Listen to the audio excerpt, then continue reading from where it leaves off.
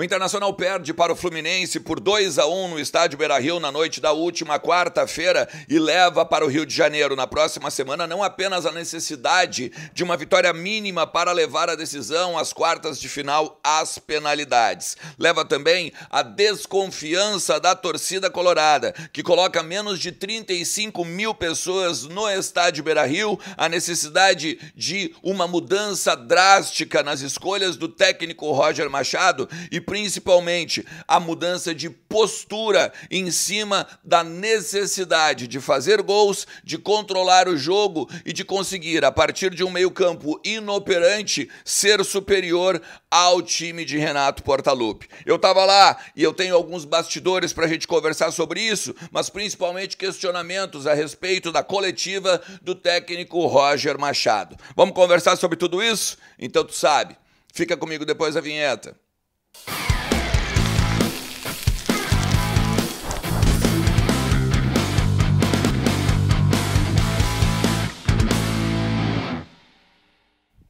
Fala Colorado, fala Colorada, hoje não tem como dizer que tá tudo bem, né, ou perguntar se tá tudo bem, porque é óbvio que não, né, principalmente porque o Internacional perde a primeira partida, o jogo de ida das oitavas de final da Copa do Brasil para o Fluminense no estádio Beira-Rio por 2-1, acaba simplesmente encaixopado, né, ou encaixotado pelo técnico Renato Portaluppi, e o Internacional agora vai para o Rio de Janeiro com boa perspectiva de ser eliminado do campeonato mata-mata do Brasil. Vamos lá, fica comigo até o final do vídeo, te inscreve no canal, ativa a notificação também, deixa teu like que tem muita coisa pra gente conversar aqui nesse conteúdo. Conteúdo que é para kto.bet.br, tu sabe que lá é onde a diversão acontece. Entra no link que tá no comentário fixado ou então na descrição do vídeo, principalmente se tu tem 18 anos e também que tu tem que brincar sempre com moderação e responsabilidade, beleza?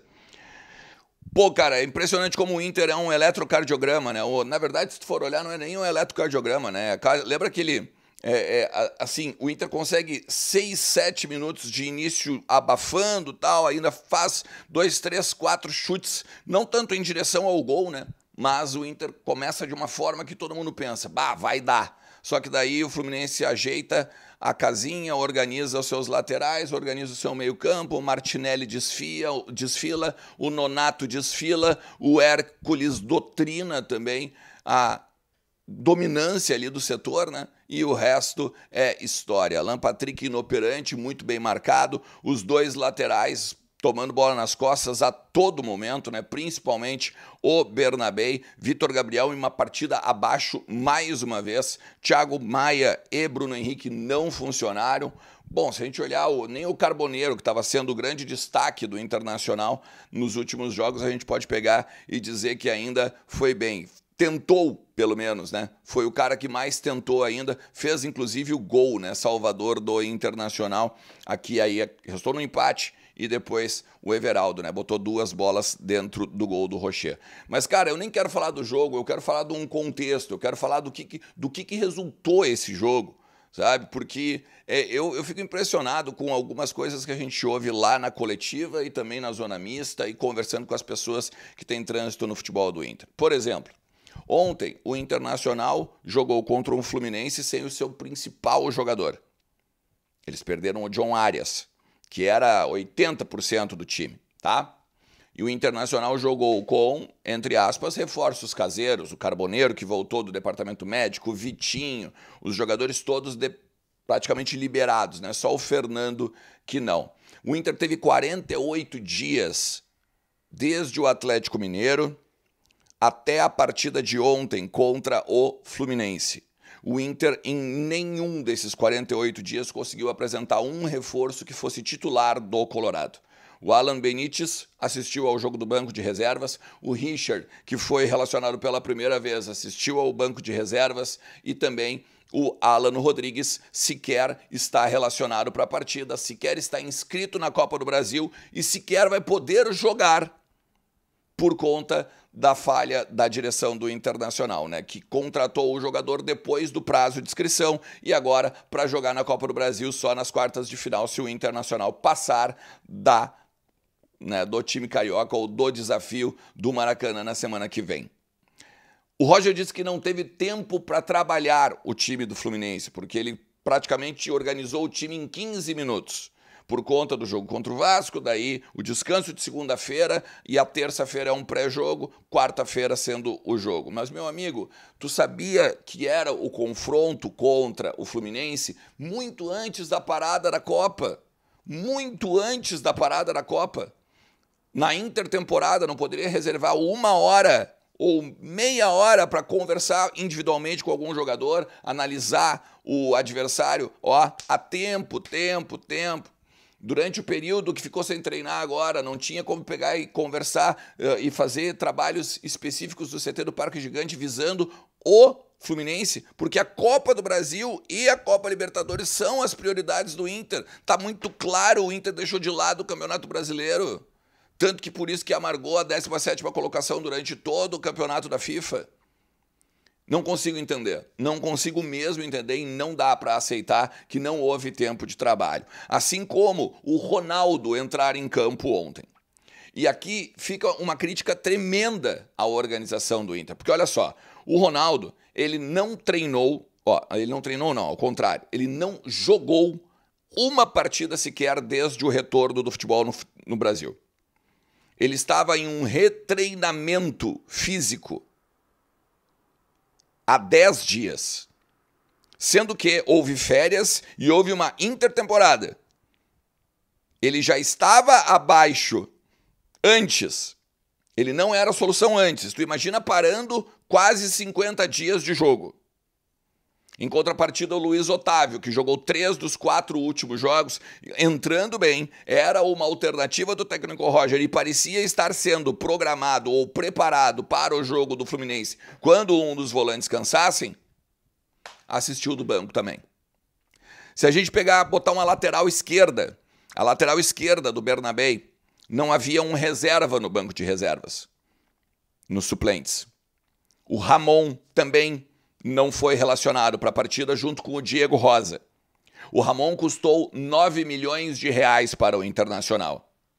Vale destacar que o Internacional não tem o Alan Rodrigues na Copa do Brasil porque diz que tem problemas financeiros e precisava de garantias bancárias para colocar o negócio firmado ali com o Argentinos Júniors.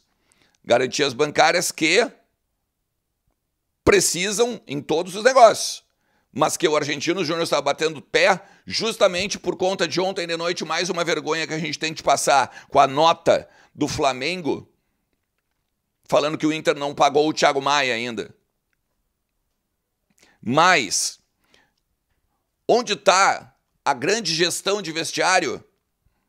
Seja do Bisol, seja do D'Alessandro, seja do próprio Roger. Onde está a gestão do vestiário que a gente não vê o Ricardo Matias mais no jogo? Que a gente não vê ele nem entre os relacionados. Agora ele está lesionado, está fazendo um retreinamento físico, ele estava com desgaste muscular. Aí a gente pergunta para as pessoas com trânsito no vestiário, eles dizem assim, ele tem de querer mais. Como é que ele vai querer mais? Como é que ele vai querer mais se ele entra em Itaquera no ano passado, faz um gol de letra e depois é arquivado? Como é que ele vai querer mais se ele vai lá e joga quando o Borré e o Valência estão lesionados, faz os gols, consegue as vitórias para o Internacional e quando os dois voltam, ele é banco? E ainda assim, pode ser banco, beleza? Existe uma hierarquia, vamos concordar. Só que daí, quando entra o primeiro reserva, é o Valência, que ganha 1,5 milhão por mês e não faz gol desde abril. Como é que o cara vai motivar? Me responde. Mas, sabe, a direção trouxe um único reforço que pode ser titular. E conseguiu perder o prazo de inscrição. Ah, mas é porque não tinha dinheiro, a garantia bancária. A garantia bancária veio aí de um conselheiro do Inter que é parceiro da gestão. Aí então não tinha problema com garantia bancária há 3, 4 dias. Ah, meu amigo, por favor, não dá. E sem contar por último, tá? A torcida. A torcida. Parem de colocar a torcida como uma culpada.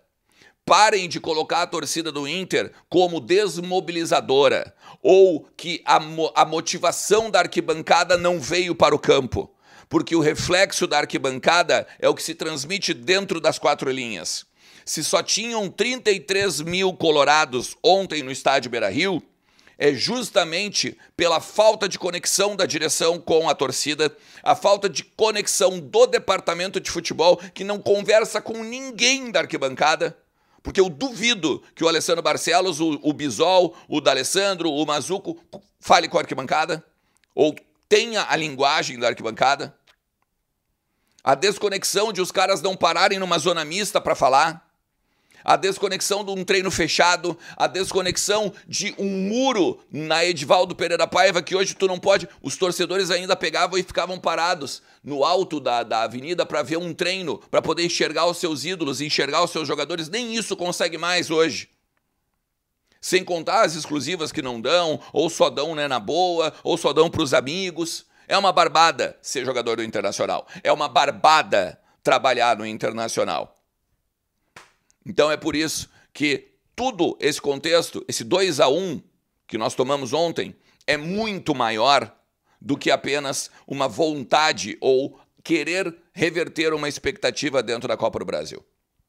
Se tu chegou até aqui, te agradeço demais. Não te esquece de deixar o like, de compartilhar o conteúdo e principalmente comentar o que tu acha de tudo isso aí embaixo. Valeu, forte abraço. Tchau.